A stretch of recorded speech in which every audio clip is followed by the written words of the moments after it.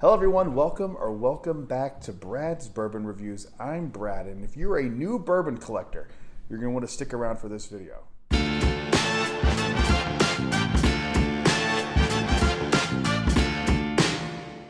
I know that bourbon is like exploded right now. In fact, I was actually at a bourbon drop on the 4th of July, and the guy behind me in line was telling me he was kind of new into bourbon and was asking for recommendations, and it kind of got me thinking while I was standing in line, what would be the 5 bottles of bourbon I would recommend for someone who is just getting into whiskey and bourbon, just getting into bourbon.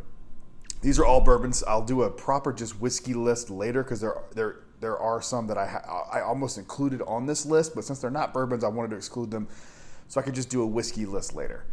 I'm happy with this list. I think I landed on a few cool things. There's only one that's going to be relatively difficult to find, but I think it'll be worth it as a new bourbon person getting into bourbon hunting to try to collect this one as like your first collected big allocated bourbon. It's not that big, but you know what I'm saying. So let's go with the most easy to find first up to the most difficult to find. And let's start with a bottle that I didn't love when I first reviewed it, but I have really grown to adore it. And the reason I picked this bottle specifically is because I think this could introduce you to double oaked bourbons and double oaked whiskeys and kind of get you into picking up that oak note.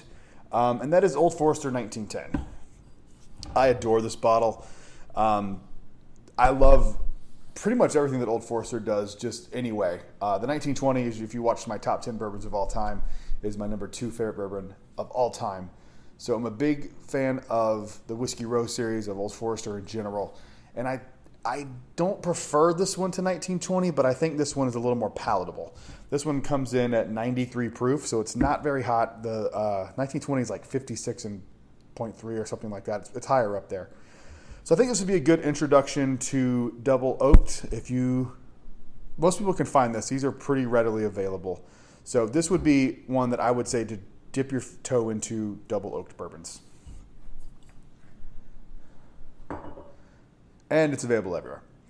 Moving on to the next one, a bottle that I've actually had this pretty early on in my bourbon hunting, and this was something that I immediately thought of when I started doing this video, and it's Four Roses Single Barrel. This is another one of those bourbons that are really easy to find. I mean, if you go into a liquor store that has any sort of decent bourbon or whiskey collection, you're going to find this bottle. I think it's like $50. They are single barrel, so it's a little different.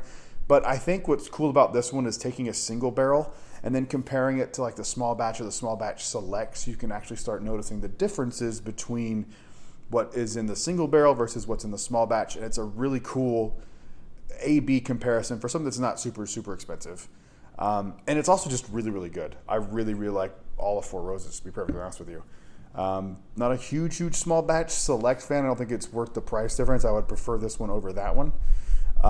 But it's really solid, and for a single barrel, you can't beat the price, really.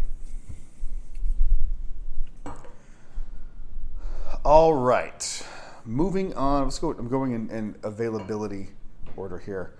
Moving on to a bottle that if you are a bourbon collector, this should be on your shelf.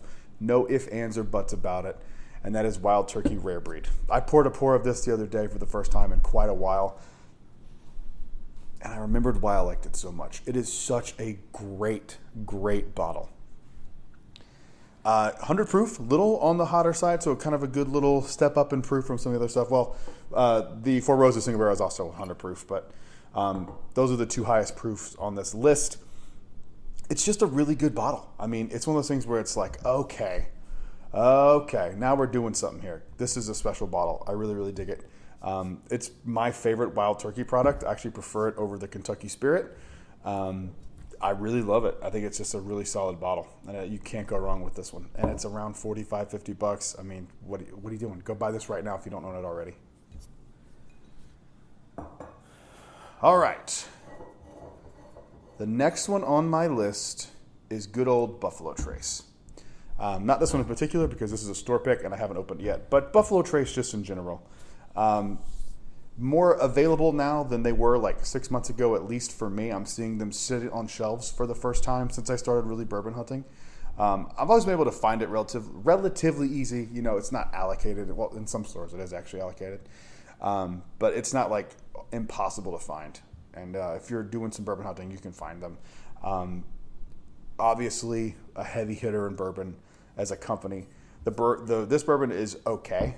It is not, you know, anything that's going to change your mind, but it is a great gateway bourbon into bourbon. I mean, I have friends that don't drink at all, and they like Buffalo Trace. So it's a really good gateway, and that's why it's on the list. If this bottle was shelf available and you could walk into any liquor store in the country and grab a bottle of this, I would still be putting it on this list because it is that solid of a bourbon.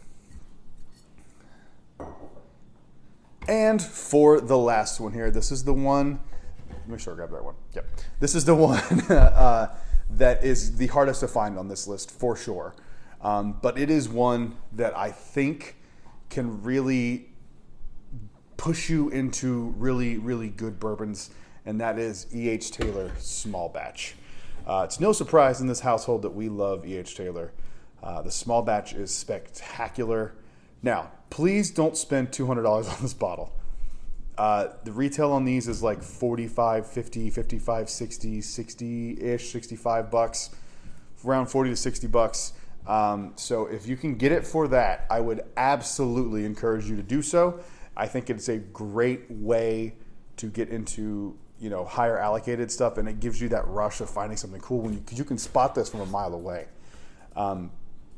It's just such a cool and great bottle, and it's really, really worth the hunt because this is a great bottle of bourbon. But that is my list for the top 5 bourbons that you should get as your gateway. So that's my top 5 for your top 5 bourbons that should be your first bourbons on your shelf as a new bourbon hunter. Thank you guys for watching. I will see you on the next one. Until then, cheers.